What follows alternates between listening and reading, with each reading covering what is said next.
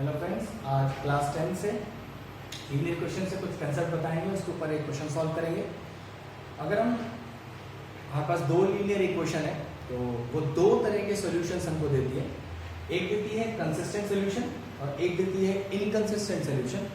Consistent में दो part है। कंसिस्टेंट में एक साइज को बोलते हैं यूनिक सॉल्यूशन, एक बोलते हैं इनफाइनाइट सॉल्यूशन, और इनकंसिस्टेंट होता है नो सॉल्यूशन। अब एक एक करके बताता हूँ मैं what is called as unique solution, फिर उसके बाद एक बेस क्वेश्चन सॉल्व करेंगे। यूनिक सॉल्यूशन का कंडीशन होता है a1 by a2 is not equal to b1 by b2। इसमें a1 a2 या b1 b2 क्या है? जो x का कोएफिशिएंट है दैट इज a1, y का coefficient is b1, independent x and y c1, ऐसे यहाँ a2 b2 और c2। तो कंडीशन है यूनिक के लिए a1 by a2 is not equal to b1 by b2। फिर है फॉर इनफाइनाइट सॉल्यूशन के लिए it's a1 by a2 is equal to b1 by b2 not equal to c1 by c2। ठीक है। और for no solution it's a1 by a2 sorry हम mistake हो गया। Infinite is a1 by a2, b1 by a2 equal to c1 by c2. No solution is a1 by a2 is equal to b1 by b2 is not equal to c1 by c2. ठीक है।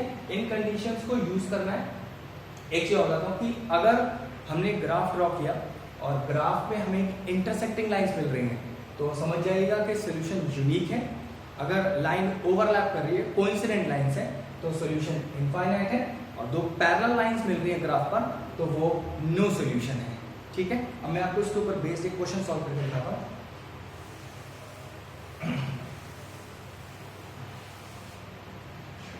For what value of k का equation has unique solution. तो unique solution का condition था a1 by a2 is not equal to b1 by b2। तो देखिए ना, पहले इसको सही से रीअरेंज करते हैं। a1x plus b1y is equal to c1, ऐसे ही a2x plus b2y is equal to c2। तो वैल्यू लिखते हैं a1 is 1, b1 is minus k and c1 is 2। ऐसे ही a2 है 3, b2 है 2 और c2 है -5। अब कंडीशन लिखते हैं कंडीशन फॉर यूनिक सॉल्यूशन। तो वो क्या होती है? a1 by a2 is not equal to b1 by b2। चलिए आगे देखते हैं, वैल्यूज डालते हैं। a1 is 1, a2 is 3, b1 is -k and b2 is 2। तो ये आपके पास आया -2/3। तो आपके पास रिजल्ट आया है k is not equal to -2/3। लेकिन हमें फाइंड करना है कि k का वैल्यू क्या है, k किसके बराबर है।